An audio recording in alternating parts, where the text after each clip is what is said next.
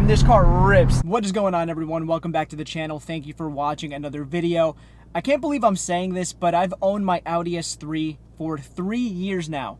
And for me, honestly, that's crazy because I get tired of cars very easily and very fast. And the fact that I've owned this car for 3 years now and 20,000 miles is kind of crazy. Now, 20,000 miles isn't a lot over the course of 3 years. This is not my daily driver. But still, the fact that I've put 20,000 miles under my ownership on this car and it's been nothing but fun is amazing. I'm going to go over everything today, questions that you guys have been asking me, the entire iteration from the beginning to the end of this car, what's going on, how I started, and where it's at now. So hopefully you guys enjoyed this video. Let's get into it. Guys, and one more thing before we begin this video, down in the description box below, I have everything linked to this car that I have on it currently, mod-wise, performance-wise, everything, and stuff that I have used in the past. Stuff from ECS tuning, EQT tuning, Amazon, everything that I've used on this car or have used in the past will be linked down below in the description box of this video and any other video that you watch from my channel. You can find all the mods that I use on my cars down below so you guys can run the same parts if you're interested, like my car. So guys, again, if you are interested in what I run on my cars, go down to the description box down below. You'll have everything linked there for you. So I put you guys on my GoPro. I have a couple of errands that I got to run, so we're going to take a drive and let me talk about all of this. So to start off, I think a lot of people have different definitions and different levels of dream cars. When I was younger and this car came to the States, I believe it was 2015, I automatically fell in love with the S3. I always wanted one, but obviously at that time, this was 8 years ago. I was a college kid. I was like 19 or 20 years old at the time, and obviously I couldn't afford it. This was a car that cost, you know, $40-something thousand. So in my head, I was like, you know what? I'm never gonna afford one of these cars. And I kind of just kept it moving, bought different cars in the meantime. But in my head, I was never gonna be able to afford an Audi S3. And then a couple of years ago, I started looking, I'm like, hey, you know what?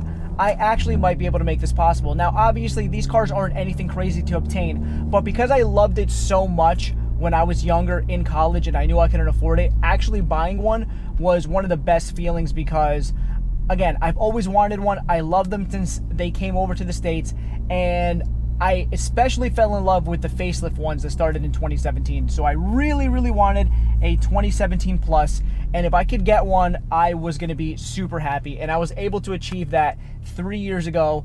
And again, it's been 20,000 miles in 3 years, and it's been nothing but an amazing time with this car. As we all know, the MQB platform is a very capable platform. It's one of the best four-cylinder platforms out on the market right now, and it's going to be like this for a while. The power that they can take, the abuse that they can take, these cars are absolutely phenomenal. Any MQB car that you get, they are amazing. And obviously when I bought this, I was gonna modify it. I didn't know if I was ever gonna get to this level, and I'll get more into that in a little bit. But when I first bought this car, it was only stock, no joke, for like 2 weeks. I ended up buying an access port. I was doing research beforehand, actually, about tuning, and I was asking questions. I didn't know who to go with because back in the past, if you've owned a Volkswagen or an Audi, your top tuners were probably like Unitronic and APR. And I had a Mark V GTI years ago, and I was tuned by Unitronic with it. So in my head, I was like, oh, I'm probably gonna have to go with one of those companies. So I didn't really I didn't really know too much about the tuning capabilities of these cars at that time. Even though I was doing research, I didn't know how many other companies existed. And then my search basically ended between two companies, and that was United Motorsports or EQT Tuning. And a lot of people pushed me to go EQT, and I don't regret it because now I'm sponsored by the company. I work with the company, and well, not for the company, but I work with the company, obviously. And the car's been nothing but amazing. The car runs completely flawless. This car has been amazing. So it's a company that I recommend 100 times out of 100 times. I do not regret going with EQT as my tuning company. So I ended up buying the access port, and I went stage 1, and I kind of thought to myself, like, you know what, I might not go too crazy. I don't want to go overkill on this car. Maybe some suspension and wheels and a nice tune, and the car's going to be good. I went from stock to stage 1. Everything else was stock, and this car flew. Like, by far the fastest car that I've ever felt, like, at that point. Because I wasn't used to anything really fast, and things that I drove that I owned were not even close to being this fast anyway, which is why for me it was such a huge jump. Like, wow, this car is crazy. So I went stage 1, and then from stage 1, I did the inlet pipe, I did an intake, I started slowly doing stuff, and then after about a month being stage 1, I already got bored. I was used to it. I wanted more, so I went stage 2, 93N E30, got a downpipe, and then started doing all of the fun stuff that you do with these cars. And from there, I was like, you know what? This is probably where I want to keep the car. I don't want to do anything more. I don't want to go even more overkill on it because this car is already fast enough. I took it to the track. I ran my 11-second passes like I wanted to. And at the end of the day, I was like, you know what? I think that's going to be enough for me. I don't want to overdo it. Maybe do fully 85 and a couple more little bolt-ons like that, but that was about it. I wasn't going to go any crazier than that. And obviously, you know, wheels and tires, suspension, little cosmetic mods on the exterior, front lip, rear spoiler, little things like that, carbon fiber mirrors. So I was slowly just making the car into a really nice, very quick, daily capable car that runs 11s, which honestly, there's not many on the market like that for the price that you pay for one of these cars. And then, crazy to say, a little more than a year ago now, I kind of decided and I said, you know what? I need more. I want to go fast. I want a 10-second car. These cars are capable of 500 plus horsepower. I want to know what that's going to feel like. I want to know how fast I can make this car. And then essentially that's what I did. And I have an opportunity for a pull, so I'm going to take it, obviously.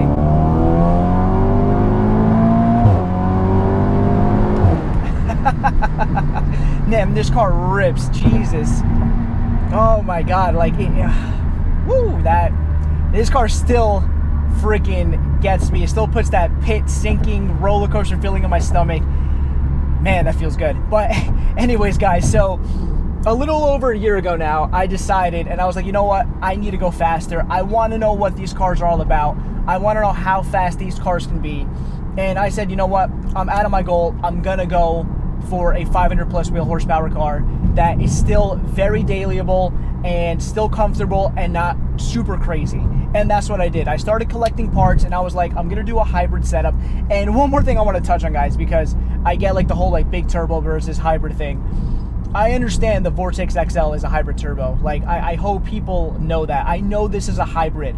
Like, this isn't a big full-frame turbo. Like, when I title my videos Big Turbo, it gets, you know, like, I think most YouTubers do it. You get more clicks that way instead of hybrid. Like, and yes, there are bigger internals and, like, bigger exhaust housing and stuff like that on this turbo. So are some things bigger than a stock turbo? Technically, yes, but is it like a full-frame turbo that is, you know, some crazy Garrett or something like that that people put, or like a TPC 900, like something like, you know, a bigger turbo like that? No, it's not. I know it's a hybrid turbo.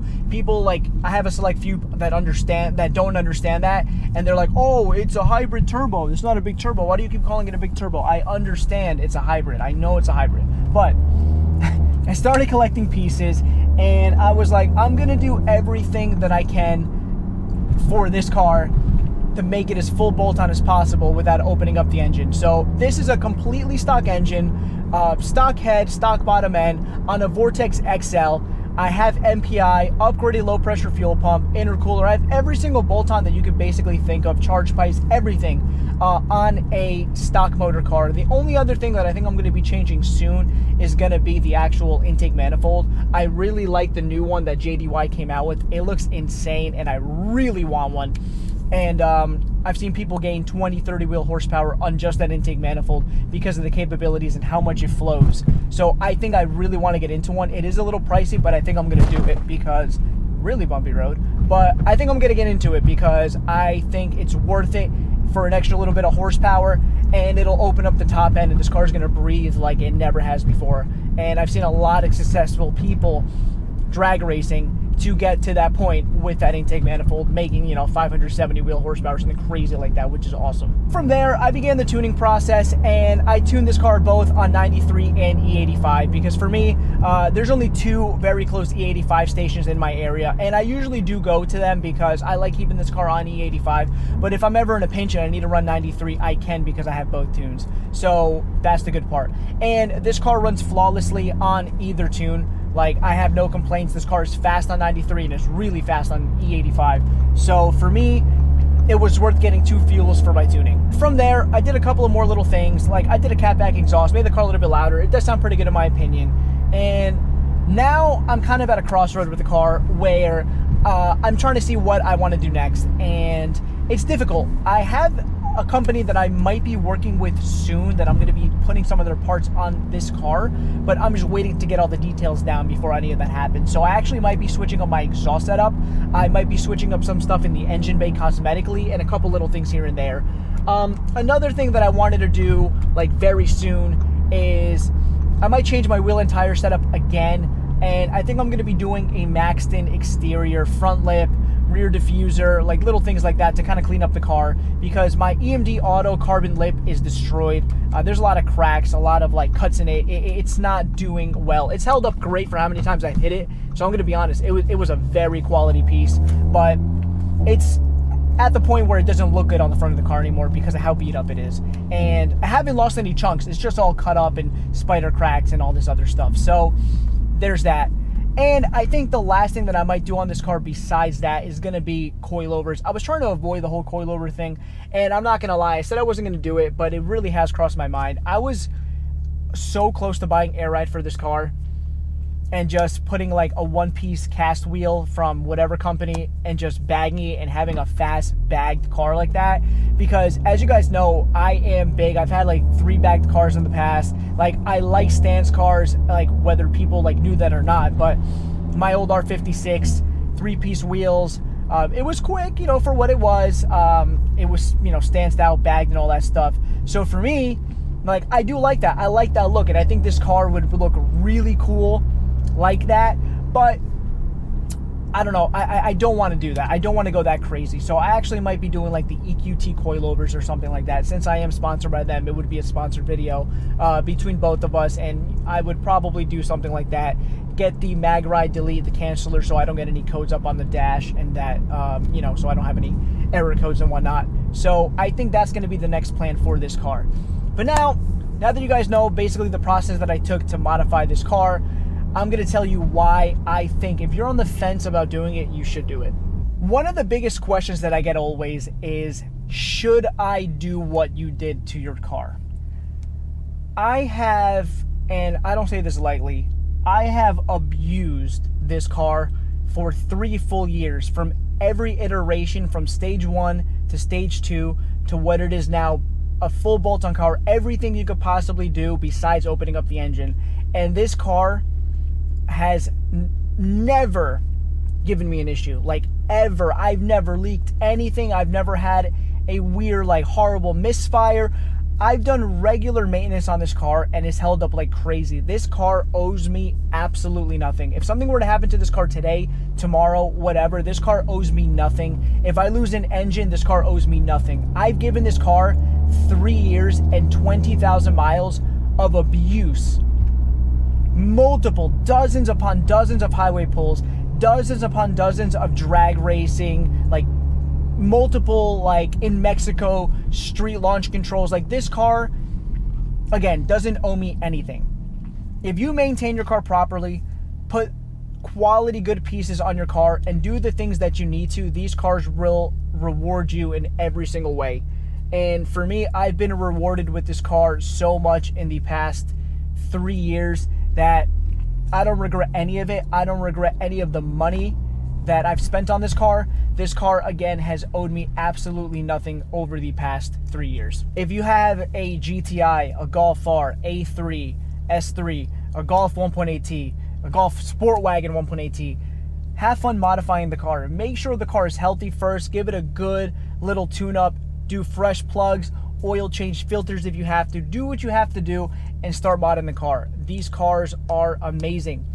Again, I have no regrets whatsoever with what I've done to this car. Let me just read you off something. For example, like on that one pull that I did earlier, that was 34.3 pounds of boost, literally AFR's perfect 11.91 and 0 knock on the board. Like, this car barely knocks, and if it does, it's probably like a dip in the road or something weird like that. Like, this car never has issues. Like, it's scary how much abuse I've put this car through, and every single time it starts, every single time it does what it has to do, it pulls strong every single time, and that's attributed to everything.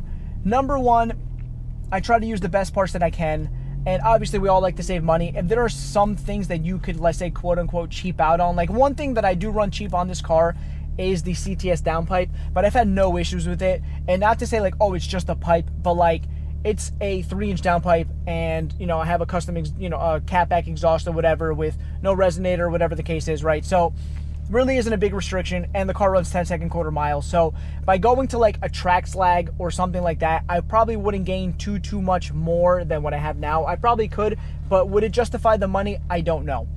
So that's why I said, let me go with the CTS. It's decently cheap and it'll do the job. And it has. And I've had it on the car for about 3 years now too, because I literally threw that on the car like 2 months after I had like everything. So just think about that. It's lasted that long, and it's lasted multiple pulls, abuse and everything, and nothing has given me any sort of problems. But another thing is, I've done everything myself on this car besides tuning it. I've done everything on this car myself. And I'm proud to say that because I've basically, yes, I haven't fabricated, but I've put everything on this car. I've installed everything on this car. I've put hours into this car to make it where it is today, besides the whole tuning portion. And that's one thing, because there is this perception that Volkswagens and Audis and a lot of European cars are hard to work on. And in my opinion, that really isn't the case. If you have any sort of mechanical inclination and you know basic put on, take off, you could work on this car. It really isn't that hard, and there are a lot of videos online, a lot of forums online, a lot of groups online that will help you if you have questions, if you need to do things with these cars. So I want to end this video off by saying thank you for watching my content. Thank you for watching my videos. A lot of you guys DM me thanking me for my install videos, for my mod stuff, for my advice, my recommendations for these cars. And if it wasn't for my small audience of over 12,000 subs now, this car wouldn't be where it is right now. And I appreciate you guys for watching my videos and sticking by me and supporting the content. And again, I want to thank this car in particular, because this car has opened up a lot of opportunities for me with social media, with companies, sponsorships. This car has done so much for me in the past couple of years. And again, this owes me nothing. And again, guys, if you are on the fence about getting one of these cars, make sure the service history, the maintenance is up to date, and send it. I promise you, you will have fun as long as you do things the right way. These cars aren't that expensive to fix. And if you go all out and you pop an engine, literally you got to pay to play. That is the nature of the beast when it comes to modifying cars. We all know that no matter what platform you are a part of, if you go too hard all the time, eventually something is probably going to break. And I know I'm going to fall victim to that soon. Eventually something on this car is going to break, and I can't get mad. I'll be upset in the moment, but this car owes me nothing, guys.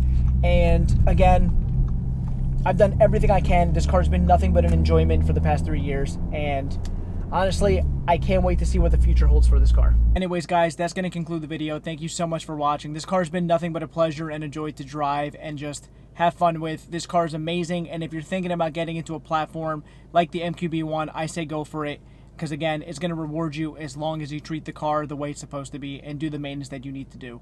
But like I said, guys, any questions, please let me know down in the comment section below. And like I said, any of the mods that I use on my cars are going to be down in the description box below. All the links are going to be there as well. Thank you guys so much for watching. Another thing I was going to mention before ending the video, I have my Gen 2 Tiguan that I've been dailying. I haven't shown it, but there are going to be a couple little mods that I'm going to be doing to it. And some people actually were saying that they are interested in seeing some like SUV like kind of content. There's not a lot on YouTube, so I might make a couple of videos on it. One big mod, probably the biggest mod that I'm gonna do to it, is actually coming, supposed to be this weekend, so you guys will see what that is. It's gonna change the look of the Tiguan a little bit, which is gonna be kind of cool, but I'll make a video on that soon and then do that little stuff. Again, if you guys are interested, I'll see how the reactions go and how the views go. If it's something that you guys are interested in, I'll do more. If not, then you know, it is what it is. But thank you guys so much for watching. Please like, comment, and subscribe. It lets YouTube know that I'm doing a good job. I'll see you guys in the next video. Have a good day.